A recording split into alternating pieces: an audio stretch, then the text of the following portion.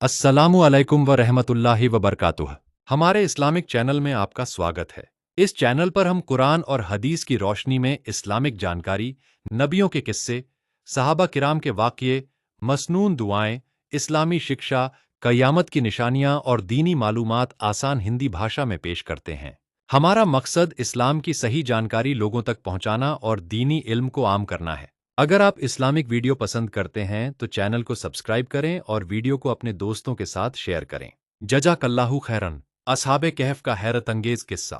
अस्सलामु अलैकुम दोस्तों, आज हम कुरान मजीद के एक बहुत ही हैरत अंगेज और ईमान बढ़ाने वाले वाक़ये के बारे में जानेंगे।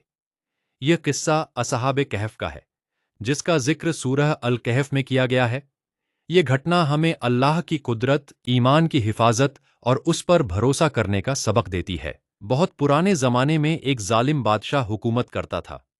वह लोगों को अल्लाह की इबादत से रोकता था। उसी दौर में कुछ ऐसे नौजवान थे जो सिर्फ एक अल्लाह पर ईमान रखते थे। उन्होंने मानने से इनकार कर दिया। जब बादशाह को उनके ईमान का पता चला तो उसने उन्हें धमकी दी। उन नौजवानों को अपने ईमान की हिफाजत की चिंता हुई। उन्होंने अल्लाह पर भरोसा किया और शहर छोड़कर एक पहाड़ी गुफा की तरफ चले गए। उनके साथ एक वफादार कुत्ता भी था जो उनके पीछे पीछे गुफा तक पहुंच गया। गुफा में पहुंचकर उन नौजवानों ने अल्लाह से दुआ की, ऐ हमारे रब, हमें अपनी तरफ से रहमत अता फरमा और हमारे लिए हिदायत और आसानी का इंतजाम फरमा। अल्लाह ताला ने उनकी दुआ कबूल कर ली। फिर अल्लाह ने उन पर गहरी नींद डाल दी। यह कोई साधारण नींद नहीं थी। अल्लाह की कुदरत से वे बहुत लंबे समय तक सोते रहे। दिन गुजरते रहे, महीने गुजरते रहे और साल भी बीतते रहे। सूरज निकलता और डूबता रहा, लेकिन अल्लाह ताला उनकी हिफाजत करता रहा।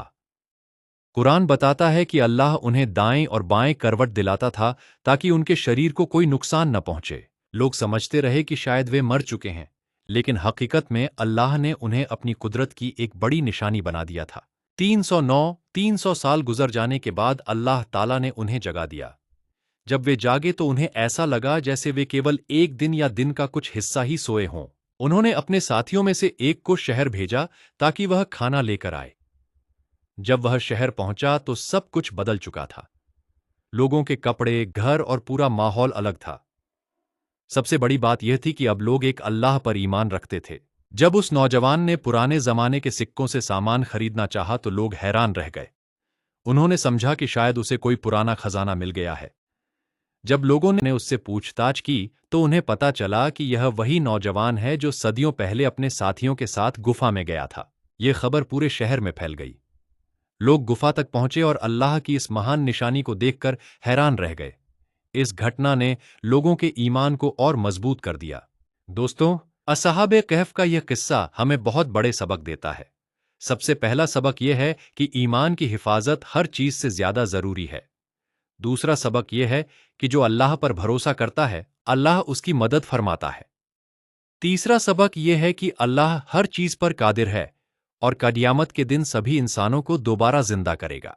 आज हमें भी अपने ईमान की हिफाजत करनी चाहिए और हर मुश्किल में अल्लाह पर भरोसा रखना चाहिए।